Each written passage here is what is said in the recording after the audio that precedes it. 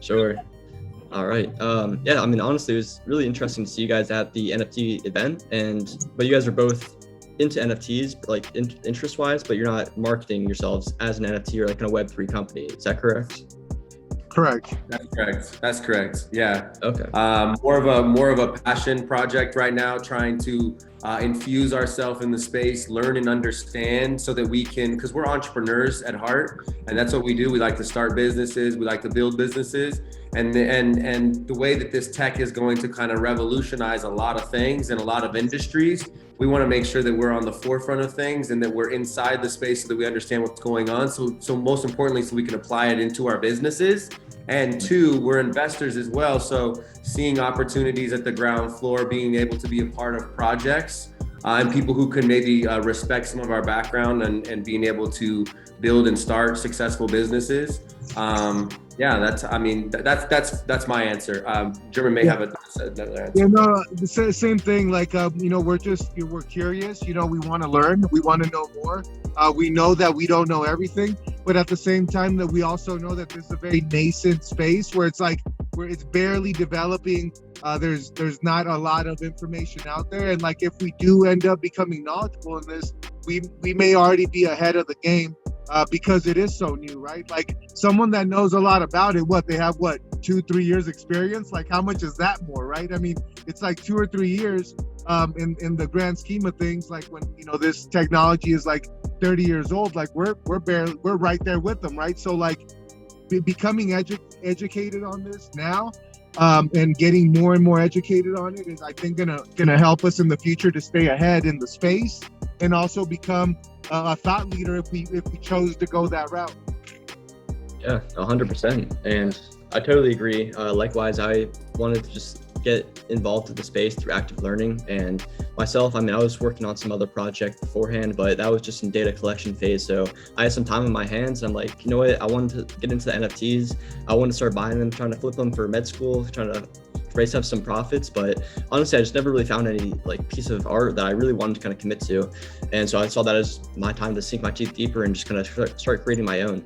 And kind of going down that rabbit hole really led me down to just the whole DAO space. And that's kind of where we're at right now. There's as I kind of just dig deeper, I feel like I'm finally getting a firm grasp on the cusp of the wave. But then the next day I open Twitter and I'll see there's so many different things that are happening I'd never even heard of before. So it really is just a very fast pace, but I'm really enjoying it more so than I have in the past. So I think we're definitely at the cusp of something great. So it's awesome. Yeah, that's incredible. And that's incredible. And I've wanted to start to dig my teeth a little bit deeper in DAOs because I mean, it from what I gather and what I've seen so far is DAOs can really change a whole lot of things in business and the way people raise money, the way things are governed. And I mean, maybe you can speak a little bit to that and maybe educate us a little bit on that. Yeah. That's kind of that's what I'm trying to wrap my head around now. Yeah, I'd like to learn more about that. About what you're doing with it, basically take us through what you learned and your experiences. That'd be great. Sure. So, I started the Spiritual DAO, and I wouldn't say the whole spiritual side of things. I can get into that separately, but for now, just the whole DAO component is definitely been just learning through trial and error. When I first started, I thought there was only one way of doing it, where you had to kind of build a treasury, and then you had to find these different components of these different startups that were building different DAO tooling. But now I'm starting to find that there's other companies such as SuperDAO, and they're creating one operating system. And ultimately, that's kind of where I think things are going, where you kind of have one central hub and you kind of just start getting community members through there. So personally, I've been really trying to find that interlinking between NFTs and DAOs. And I really do think kind of moving forward, it's going to be people just kind of form a group around some kind of niche. And for us, it's spirituality. And from there, you find people that are kind of really attached to it. And for us, we have maybe 15 to 25 people that are attached enough to want to help us market it for free. And they've already kind of done that through minimal effort here and there. But it's been kind of standing out in the community, which is right now in Discord. And so we kind of found these people. I'll oftentimes have them on the podcast, kind of form that tighter niche connection with them. And from there, I found out recently that the best way of doing so is kind of offering this private sale of the NFT first. And so we had to create some tiered NFTs. And so the first one will give a heavily discounted NFT offer to these core contributors. That way they can buy it at maybe half the price of like the future public sale. That way they're kind of like officially a member of the DAO, and they're getting rewarded and kind of like staking their rewarding based on the kind of marketing. Like the more they market it for us, the more like demand, the more their NFTs can be worth. That's kind of the gist of it. And so then we kind of get some initial funding from that NFT sale. And then we do like maybe like more marketing. We get more people in, kind of do like a second round of that. And for us, we call them the OG members, where just like the first number of people, we split it off like I don't know, like 150 or 200. And from there, we'll just give another blanket offer of anyone. Like, hey, you guys were the first ones here. If you have like this OG status, then you have the ability to buy this heavily discounted NFT price. This is like the second tier, where it's slightly more expensive than the first round, but it's still discounted. And hopefully from there, you get enough money to really kind of go heavier into the marketing, because at the end of the day, people are really buying these NFTs and like aping in based on the hype.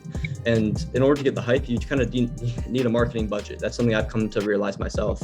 And so the second round of private NFT sales, you're supposed to get enough revenue to really kind of like drive it for either the public sale, or you can go down the route of the fungible tokens. And so personally, we're going down the route of the fungible tokens, where we have some like actual like data and like analytics to kind of prove that we have a community here, at least that they're willing to put in the money to support us and like kind of believe in the vision and the mission.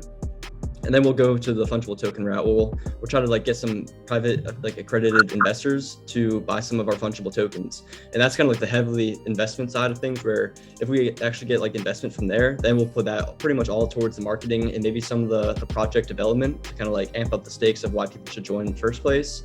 But from there, we kind of go all in on the either like airdropping fungible tokens to like core contributors, or just go straight to the public NFT sale. So that was a lot, but that's kind of like the roadmap that we're at right now. So it's still very What's the like whole purpose around the DAO and the NFTs?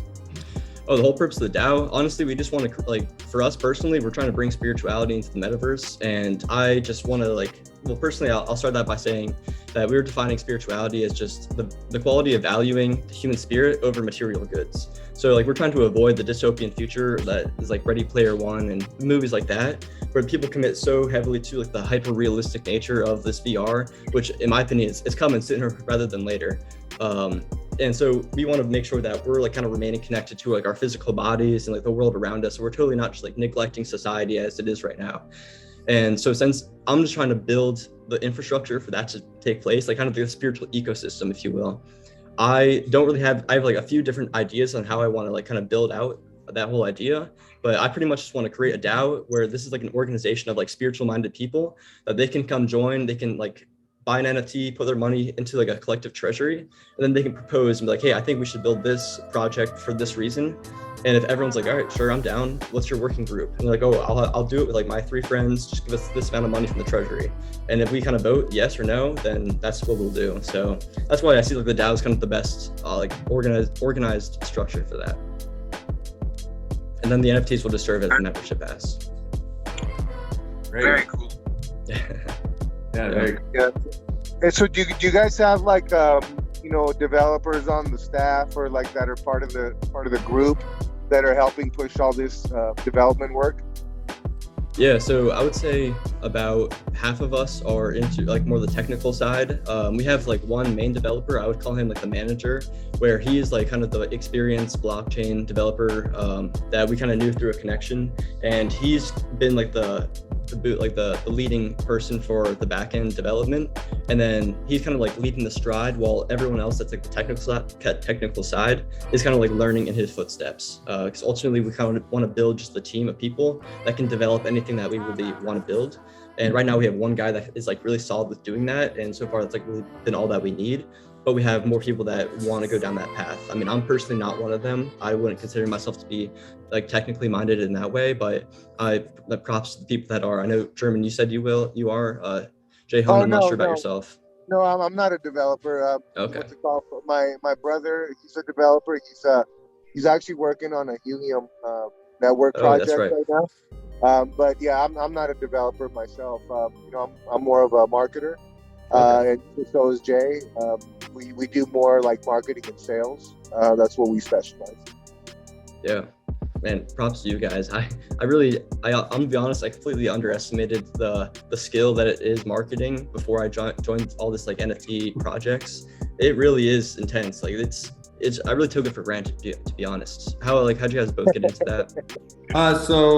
The last 10 years, I had the pleasure of building an e-commerce company online. So I was able to build a pretty successful e-commerce business. And that's where German and I ended up developing our partnership and friendship was he was coming out of the real estate space. He was in the marketing space first, went into real estate, realized that he missed, the marketing space. And yeah, he came to work with me and we developed, a great fondness for each other. We were very like-minded.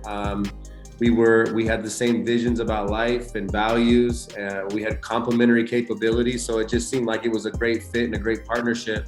And so this last year, so that's how I really got into marketing was about 5 years into my e-commerce business. I was really struggling and I just said, I got to figure this out. And so I really put my head down and started figuring out digital marketing, social media marketing, Facebook, doing videos, writing ad copy, running my ads. And and then that's where German came along. I had been doing that for 3 or 4 years and the business started turning around. And then when German came, we were able to really just turn it on fire. And that's kind of where my love for marketing came. And I've always been a salesman and an entrepreneur my whole life, starting businesses and stuff.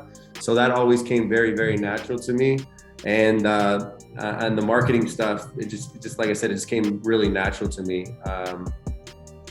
Yeah, absolutely. And yeah, Jay, man, he's you like Andrew. You're talking to like one of the best salesmen I've ever met. You know what I mean? This guy is like yeah, no, like, and he doesn't give himself credit, but he's like a natural. You know what I mean? Like just put him in Abu Dhabi. You know what I mean? And he'll figure it out. So it's like that's the type of person Jay is, like real, like, just real talented, like, and just he's got the natural born talent for that type of stuff. And for me, it's been an acquired skill. I've like kind of learned it and sharpened it over time. And yeah, I've been like Jay said, I was doing marketing. When I graduated at UC Santa Barbara, my college buddy and I, we started a marketing company. Did that for a while. Did marketing in the real estate space, and then went into real estate for a while. Like Jay had mentioned, I missed like dearly. I missed marketing dearly because that was really like my passion. That's what I love to do. So we met, we hit it off, and then we worked on the e-commerce company. We scaled that. That's doing last year did over $5 million. So we were able to really push that up, and then we saw an opportunity right here with the software play. Kind of backed into it. We saw that our competitors were selling similar feature sets to a software that we already had, and we just kind of repositioned it to where like it wasn't an all-in-one tool like we were thinking about before, where we just focus on those same feature sets that our competitors were selling at the clip of like 100,000 customers and like $440 million of yearly recurring revenue. So we thought that we would just model that a little bit. So we are, and we're doing that. And that's our business model now. We sought some coaching from a CEO coach that exited a SaaS company for over over a $200 million sale. So he gave us a lot of great advice, and we kind of bounced the business model and business plan off of him, and he really gave us a lot of positive feedback, and he liked what we were doing. So we felt really, really good, and we feel really, really good about what we're doing. And this is the next chapter in our life. We're gonna be scaling this company. We aim to have it be worth $100 million within the next 5-6 years. So phenomenal. Wow. Yeah, I love that. I love that you guys made that effort to go speak to like someone that already had that skill, the CEO coach that was able to like kind of train you guys. Was that well worth the money and effort, or have you done that in other like areas of your life as well? Oh, all the time. Like we're like firm believers in coaching. The minute I started getting coaching in like all facets of my life, didn't my life start to get really, really better? Right? Like role modeling, having someone be there to be accountable to, and then really like getting them in niche spots. Like I was just telling someone yesterday that me and my wife go religiously once a month to our relationship coach just to keep our relationship going. And because marriage gets tough, especially when you're entrepreneurs and, you know, your lifestyle is different than most, you know what I mean? So you want to do whatever you can in your life to keep that kind of harmony and balance. And like, to speak to the point of like spirituality, like that's something that's like we're really big into, like especially got a great meditation practice. We usually sit with a guru a couple times a year from India, and then for a week on usually meditation retreats. So yeah, I think it's really important to make sure that you have that time for yourself. You know what I mean? 100%. Yeah. Wow. Yeah. I'm sorry. So, and I was going to mention a little bit of a detail about that meditation retreat. I mean, it was transformative for me. Like when Jay invited me to that, I went there and didn't know what to expect. Little did I know that after that retreat, I was going to be equipped with the tools that prepared me for like something that was going to happen in my life that was very catastrophic. And it really grounded me, and it gave me the tools that I needed to like get through that stage of my life. And it was like, man, like I felt like it was kind of like a gift from the universe, a gift from God, that, you know, I was given those tools, because I would have never even imagined what was going to happen. Wow, that's like divine timing right there. That's good to hear. Jeez, yeah. No, I've been meaning to go. I really wanted to go to a silent retreat recently. I've been like looking into those, but I mean, what kind of, if I may ask, like what kind of meditation retreat do you guys go on? So listen, so my life coach, his name is Neil Strauss. He's a famous author, like 10-time bestseller. And he had some buddies in Silicon Valley who started this retreat. Are you familiar with Naval Ravikant online? Yeah, okay. So Guruji is Naval Ravikant's personal guru. His name is Swami Narnadan, and he lives in Ujjain, India. Well, anyways, during COVID, they started this like meditation retreat because he's a Siddha Ma yoga master, right? He's a master in like people travel miles and miles to go receive a blessing from a guru who's been blessed, who's enlightened, right? And so I was blessed enough to be granted access into this meditation retreat. It's only invite only. You can only be invited by another sadhak, which a sadhak is a truth seeker, if you're familiar with any type of like, you know, Indian language. Right. And so I was invited. I took the blessing last January, and like the things that have happened in my life since I took the blessing, and like not only that, like the spiritual experiences I had sitting for a week. Right? Because the type of meditation that is Siddha yoga, it's effortless, right? And so it's you're not focusing on anything, you're not breathing. It's like it's allowing Shakti, right? Which Shakti is that kind of life force between the master and the divine, right? And he allows you to have that pathway. So like once the Shakti's going, you just sit back and enjoy. And so like our guru always tells us that's his saying. It's just enjoy it all. Like as it comes in life and everything else, don't resist those things. Just allow and enjoy and enjoy the process, because that's what life's all about. Man, amen to that. Jeez. Yeah, we have. So listen. So what I'm saying is the next retreat that I have, I'm gonna invite you to it. It's the most well-ran retreat that I've ever seen. It's all the way through. It's virtual, right? There's literally over 100 people, like over thousands of people have like been taking this blessing the last 2.5 years. I've met some of the most amazing people in these groups. They're all high network, like high functioning Silicon Valley, like movie stars, all type of things. Because the people who started it are pretty famous in their own right. And so like this thing just like kind of spawned off. So you're with regular people, you're with all types of people, really cool people. And you get put in these groups for a week. You have to dedicate a week to it though, 7 days, you know what I mean? Yeah. And sounds way cool. Love it. Yeah. So listen, my promise to you is when I get the invite, because I just got off the retreat. When I get it off, German, like just a few weeks ago, I got off. I did it in January, so I should be getting the email if I don't have the email already. I think there's one in March coming up, because I remember I did mine in March last year. I don't know if they're doing it on the same schedule, but the next one might be around March. Yeah, I think it is. Well, no, it is. It's every 2 months. So And I don't know how long Guru G is going to be doing this for, but yeah, I haven't got it. Oh yeah, I did get it. No, I didn't get it. I didn't get it. So I should get it I should get it in the next couple of weeks, and I'll write myself down a note to send that to you. Yeah, no, I'm 100%. I take that stuff very seriously. I'm always trying to actually expose myself to more of those kind of events or like kind of sessions, because I mean, we have a community member, part of the Spiritual DAO, who's actually training to become a monk. The name of the guru escapes me. But man, like just hearing this guy talk, man, it's like he really is connecting to a higher source that it just kind of flowing. No, I know. Yeah, I know exactly what you mean by that, because when you hear this guy talk, same thing. Like you know that he's connected. You know that he's got his shit together in his mind. You know that like the stuff that he says is like inspired by the divine, for sure. No, for sure. Personally, I mean, I go out like into nature, and I'll sometimes just like kind of, I feel like I'm like connecting to that flow state where I'm kind of just speaking. I'm like observing the thoughts or the words that are coming out of my own mouth. And sometimes like I'll record it, and I'll play it back, and it sounds like kind of choppy here and there. I'm really trying to like kind of level that up to get to these guys kind of level. But man, like props to the people that really kind of tap into that and like answer questions and really kind of give that as guidance to all the followers around the world.